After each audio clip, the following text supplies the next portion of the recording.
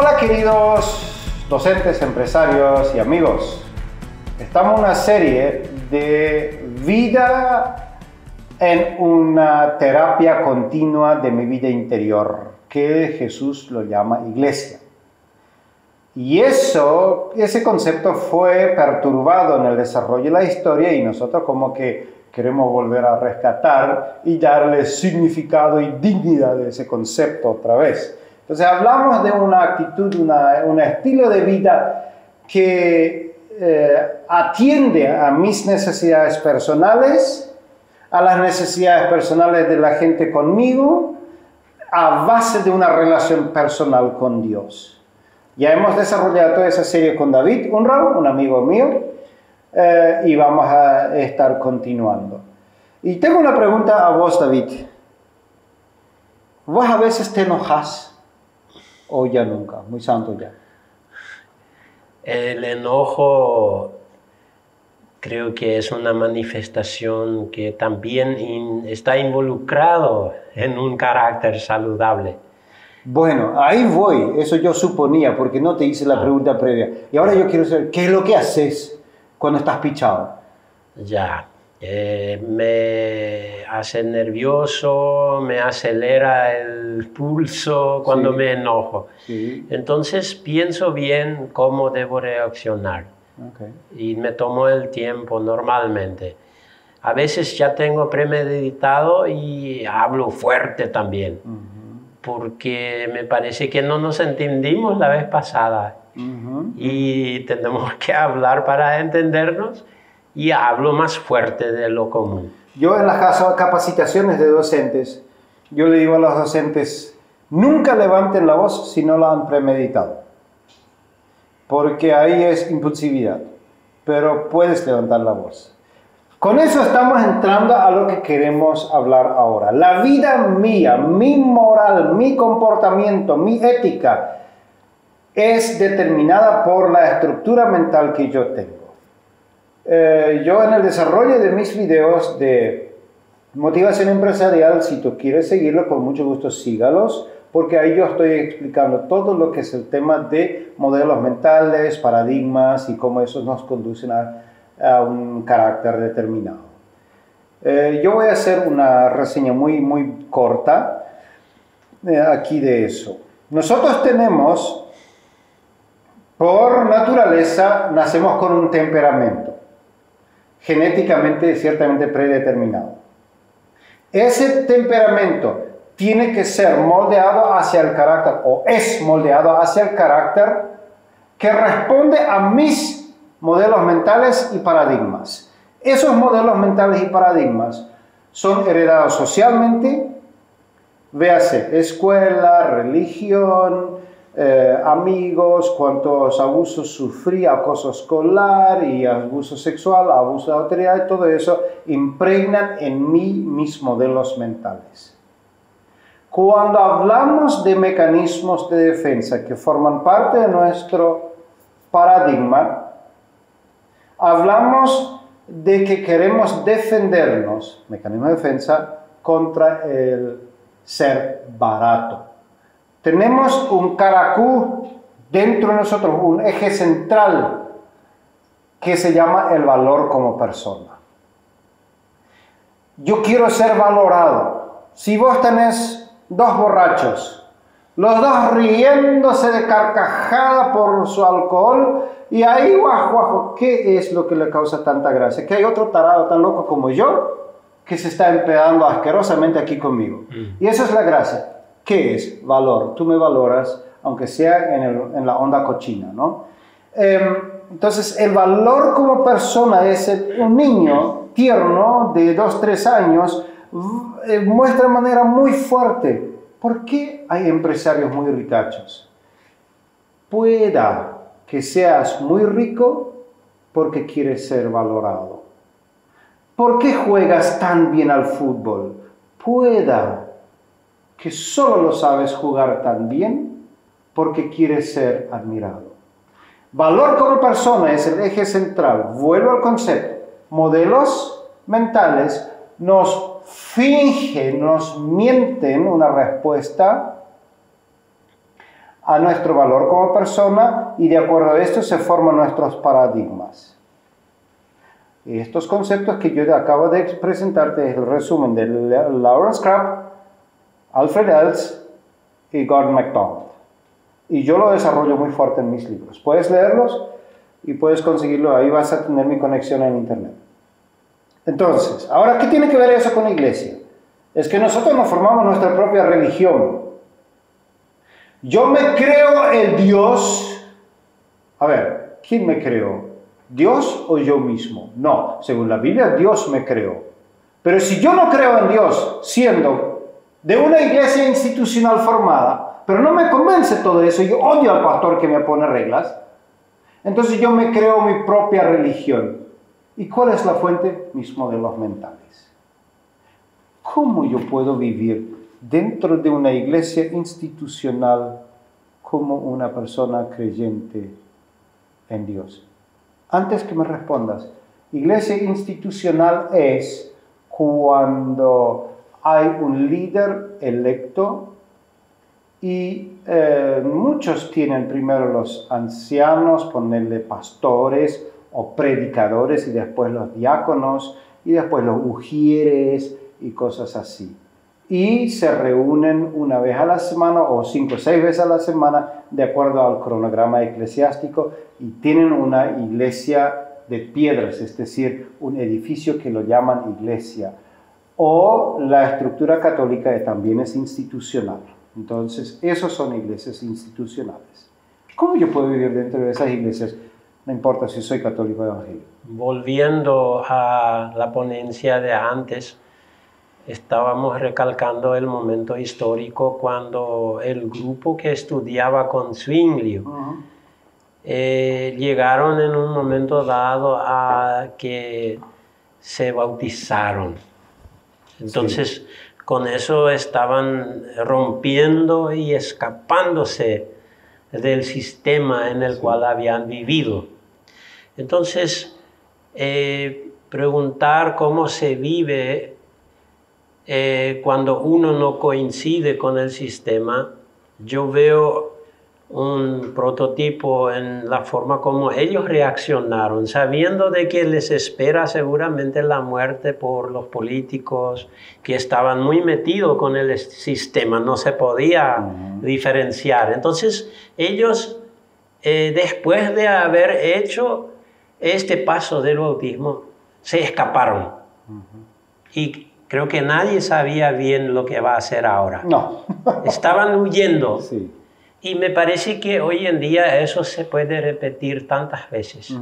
La gente se da cuenta del sistema en el cual está viviendo, hablando de los menonitas, hablando de los católicos. Eso ocurre en todas las religiones. Cuando se dan cuenta y no están de acuerdo, entonces toman un paso y se escapan. Y están consciente o inconscientemente están buscando la nueva forma, pero no lo han elaborado, no lo han premeditado. A lo mejor en cierta manera pensaron en eso, pero no tienen las respuestas todavía. Y ahí quiero decir esto.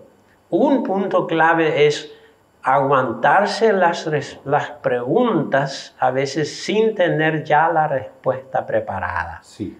Porque son preguntas que de repente nunca antes has enfrentado y en el apuro querer responder es escaparse. El ateísmo, permítame, porque esa es mi convicción, es una religión igual como las demás. Entonces hay mucho fingimiento. En Argentina dicen todos son ateístas hasta que Boca y Vélez están en penales. Ya nadie es ateísta y todo el mundo reza. Entonces, el ateísmo igual es una estructura religiosa definida otra vez por el humano. Entonces tenés a patada gente aparentemente ateísta porque está de moda. Porque es de onda, igual como en otro contexto lo evangélico, porque ganas mejor plata. O acá en la cooperativa de Loma Plata puedes sacar mejor un crédito si sos menonita bautizado. Mamita querida. Entonces, ¿Cómo yo puedo vivir? Yo creo que no hace falta que uno salga, en absoluto no.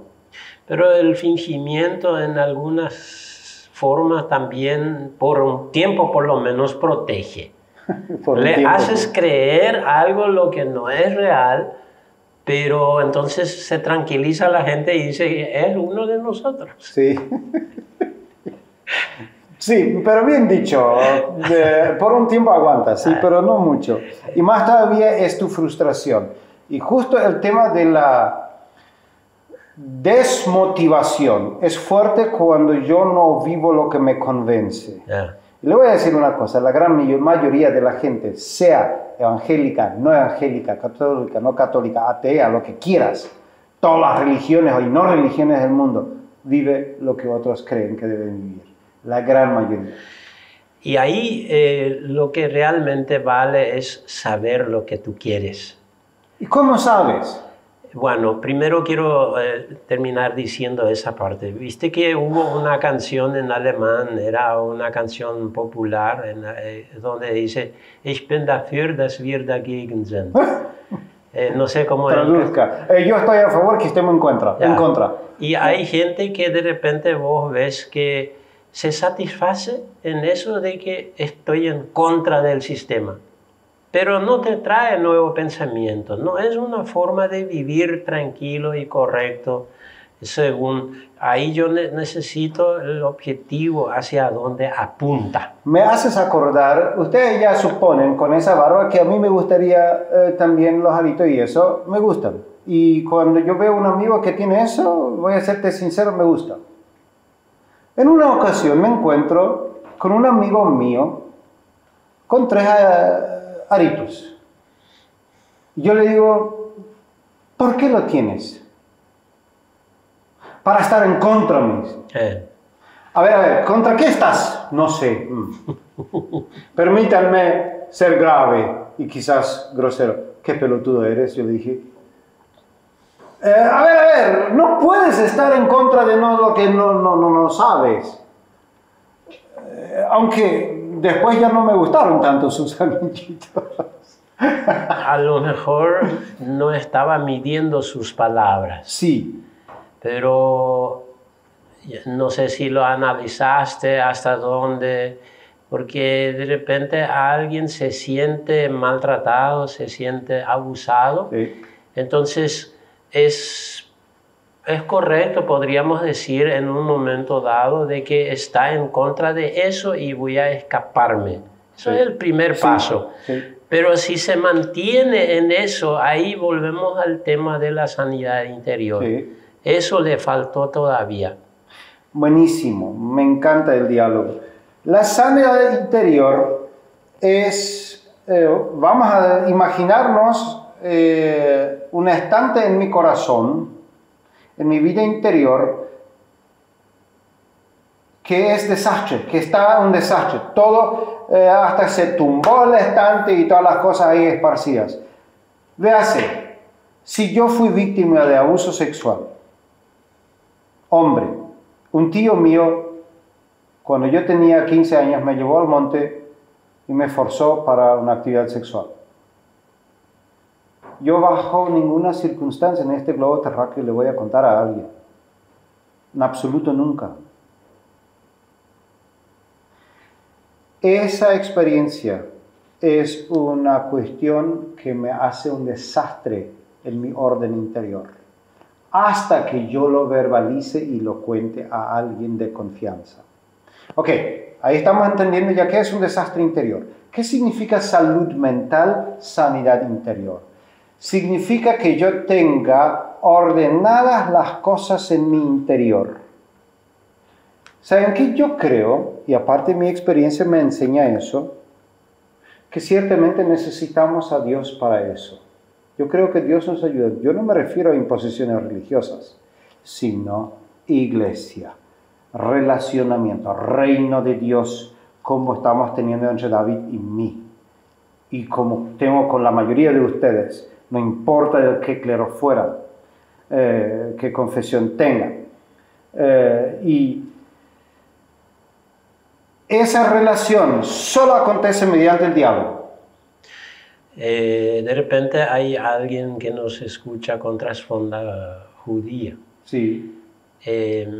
Le cuento que a mí me ayudó muchísimo el concepto que presenta Martin Buber. Ok, ¿qué es? Martin Buber habla de ese diálogo donde llegamos a entendernos, de que el concepto que yo tengo con el concepto que vos tenés, Sí. en el diálogo creamos otro concepto que no es idéntico a lo que yo tenía, ni tampoco a lo que tú tenías, sino que se crea un concepto nuevo. Y cuando se crea el concepto, eso es divino, porque la creación es divina. Vamos a robarle un poco a ese señor Buber ese concepto y llamar ese caracuda en el medio iglesia. Ya. Es un chiste lo que yo digo y mucha verdad detrás. No, y perdone los cristianos, Sí. porque Martín nunca se hizo un cristiano, digamos, al modelo de hoy en día, pero yo entiendo su concepto, yo entendí de una forma que a mí me hizo sanar en varios aspectos de mi propia vida y de entender la vida. Martin Buber lo explica muy bien, ese diálogo. Bien, si yo tengo conceptos propios, hay cuestiones muy claras. Por ejemplo, yo puedo comenzar a leer la Biblia y te voy a citar un montón de cosas. Acá lo que quizás más les va a ser nuevo son los de trasfondo, no de todas, los trasfondos cristianos. Yo no necesito ser religioso, es decir, clérigo, pastor o sacerdote para casar a otros. ¿Ya casaste a alguien? ¿Y por qué no? Yo suponiendo que me dices no. ¿Ya bautizaste a alguien? Y no. ¿Y por qué no? ¿Acaso la Biblia no dice que debes bautizar? ¿Y por qué no? ¿Obedeces a un sistema o a Dios? ¿Ya alguna vez le serviste la Santa Cena? Véase, de repente una cervecita, o un vino, o un tereré como bebida, y un churrasco, un asado, como la comida, porque eso es nuestra cultura. Ese se pasa la raya, me dice. Son todas cuestiones que están acá, pero las instituciones nos enseñan otra cosa. Entonces, pongámonos a leer, y si yo voy a decir y hacer lo que yo estoy diciéndote ahora en público abierto a todo el mundo, hay que saber que voy a ligar, decimos en Paraguay. Ligar significa recibir garrotes. La gente va, no, Gustavo, te pasaste la raya. Si tienes postura, sepa que habrá contracorriente y sepa dialogar, lo que él estaba mencionando. Entonces se forma iglesia, el reino de Dios. Cuando yo soy terco y condeno a otros con posturas diferentes, se da la guerra. Atención, nunca se dio una revolución conceptual sin libros.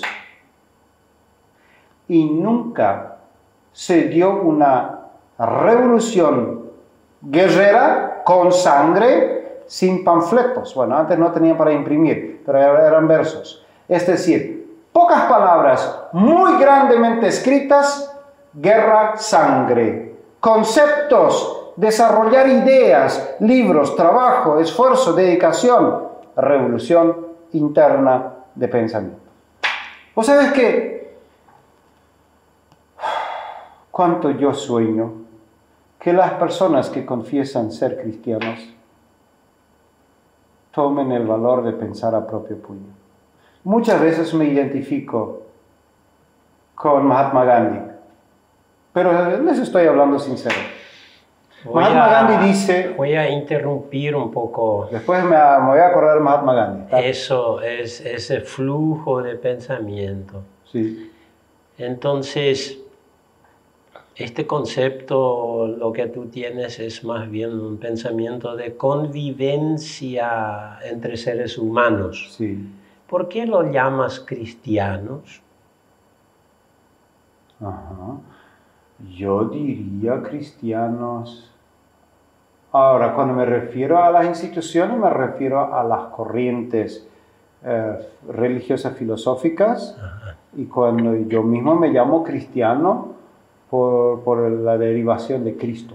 Entonces, diferenciar entre cristianos y los integrados en el sistema eclesiástico. De repente debe ser que coincide, ¿verdad? Pero hay veces donde no coincide. Entonces eso es una corriente muy antigua de que fuera de la iglesia no hay salvación. Exacto. Entonces yo sé que somos muy exigentes ahora para este pensamiento que estamos desarrollando. Por eso hago a propósito esa pregunta, porque muchas veces la forma de reaccionar es, bueno, lo que dijo Gustav, eso yo creo. Sí. Entonces ahí no se hizo ese diálogo, sí. Porque como estaba diciendo, mi concepto estoy manifestando, tu concepto se manifiesta. Y ahí se forma otro concepto que a veces ocurre que yo formé un concepto que para el futuro eso va a ser mi concepto, pero no sé si tú compartes eso. Sabes, me encanta, déjame, no me olvido de Mahatma, pero está si yo, por ejemplo, tú me dices tu argumento y yo digo, pero David, vos no estás entendiendo la Biblia dice tal cosa, tal cosa, tal cosa, yo comienzo a argumentar y tratar de persuadirte, es que no te escuché, es que ahí se da el choque y no se da el aprendizaje y no habrá un común acuerdo.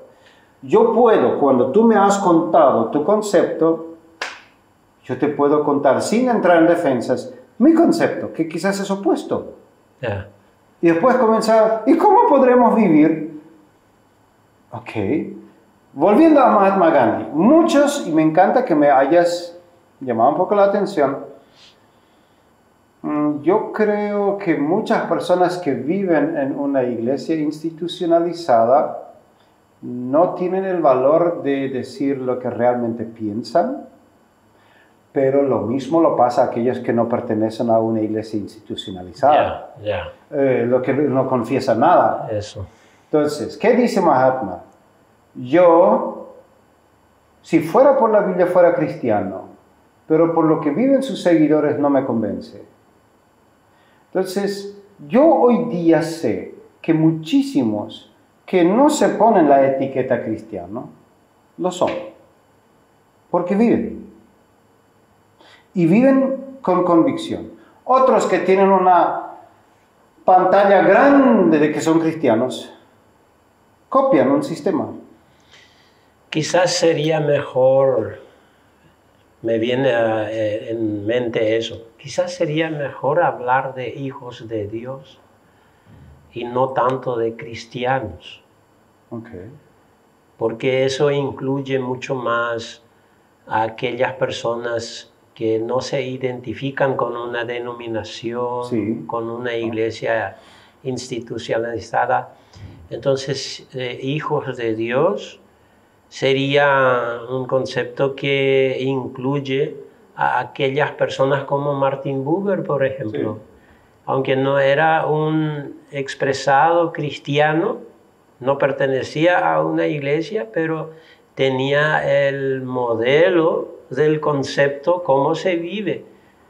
Y yo vivo eso a diario, es decir, nosotros tenemos un encuentro de amigos, que lo llamamos el círculo de aprendizaje, donde las confesiones de fe de procedencia varían mucho, es decir, lo que son las denominaciones o iglesia o esto, y no es el tema que hablamos. Hablamos temas puntuales, por ejemplo, cómo yo trabajo mi rabia, cómo yo trabajo cuando yo controlo a otro, cómo puedo dejar de controlar a otros. Manipular. Sí, y esas cosas. Entonces, para ir cerrando esa serie, yo creo, permítame decirme mi concepto, sin que sea absoluto.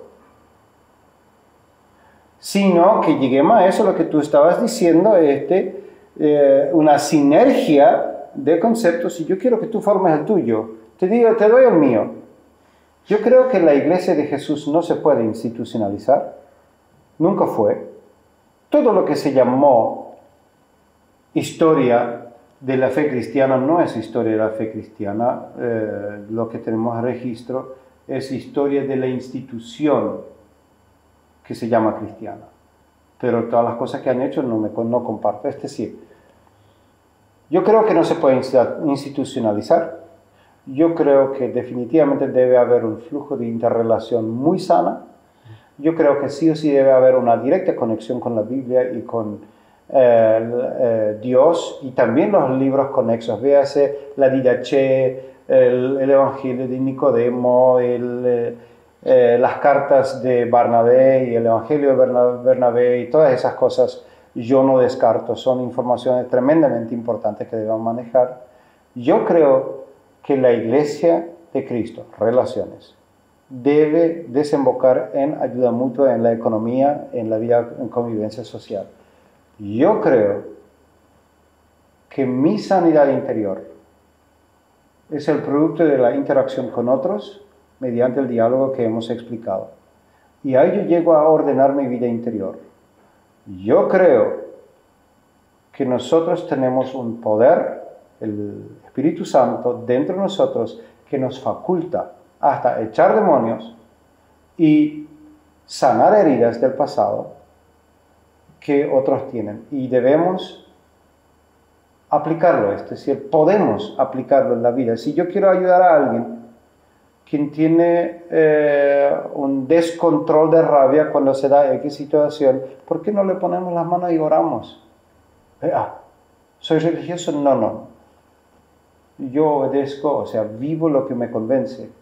Desarrollemos una convicción clara. No sé si quieres agregar algo. Quizás a veces cuando justamente nos falta esa salud, sí, entonces necesitamos y agarramos cualquier sostén para mantenernos encima del agua, para no hundirnos. Y eso está bien por este lado. Pero debemos ver que, viéndolo de esta perspectiva, la iglesia no es una institución, sino que es una relación y es siempre un proceso. No es algo, en ese sentido, no es algo que se mantiene en una forma. Es un proceso constante de reforma de conceptos. Entonces, cuando uno está enfermo, está con ese miedo de que me van a lastimar y ahí no está en condiciones favorables para el diálogo. Exacto. Primero se tiene que ganar la confianza. Y mi deseo sería de que este diálogo que tuvimos aquí fomente una cierta confianza en los oyentes. Exactamente, porque mismo aunque fueras miembro de una iglesia o digamos, iglesia evangélica institucional o parte de la iglesia católica, el diálogo, tú puedes vivir teniendo iglesia al estilo Jesús bajo todo sistema. ¿Sí? Yo lo veo, yo lo observo en todas las iglesias. Hay subiglesias. Yo no me refiero a las células formadas de manera, digamos, coordinada, sino yo me refiero a amistades. Yo muchas veces he dicho, mi iglesia la viví al lado del tajamar pescando. Ahí yo viví iglesia y no escuché los mensajes del púlpito. Alguien puede sentir que el concepto del prójimo es tan diferente y provoca una cierta timidez y se cierra. Entonces ahí no se forma iglesia. Llamativo de que muchos tienen miedo de que al expresarse alguien me va a discutir, me va a decir que no estoy de acuerdo. Entonces se cierra, hasta hace huir a su prójimo por su forma de manifestarse. Sí. Entonces es una lástima. Sí. Porque iglesia y buscar iglesia no significa decirle al otro dónde está equivocado. Sí, justo. Y eso muchas veces se estuvo realizando, se estuvo practicando. Iglesia, queremos que tú estés de acuerdo porque yo ya sé la verdad. Y eso a Jesús normalmente le ves iniciando un diálogo.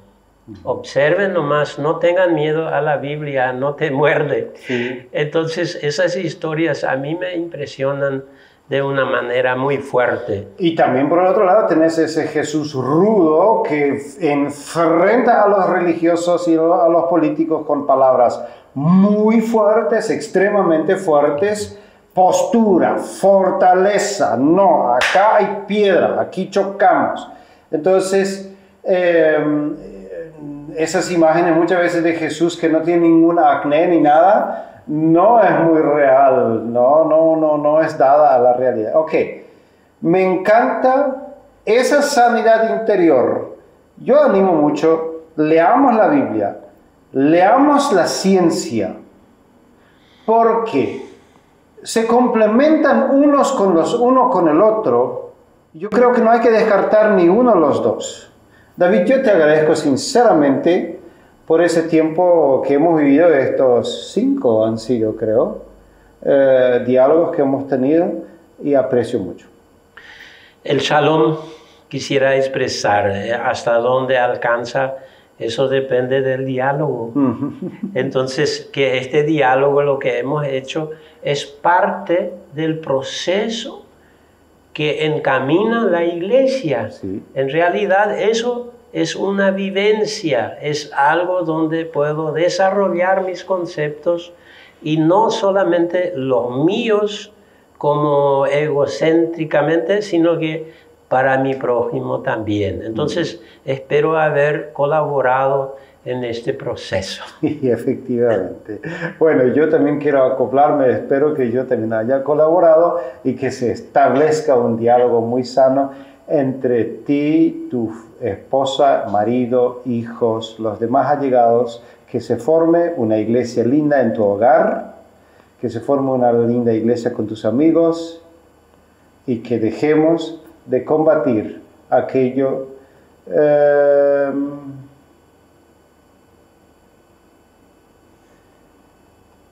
donde yo acuso a otros, pero no permitas que se te determine a la estructura mental de otro. Sea vos mismo, permítate pensar, no te corras.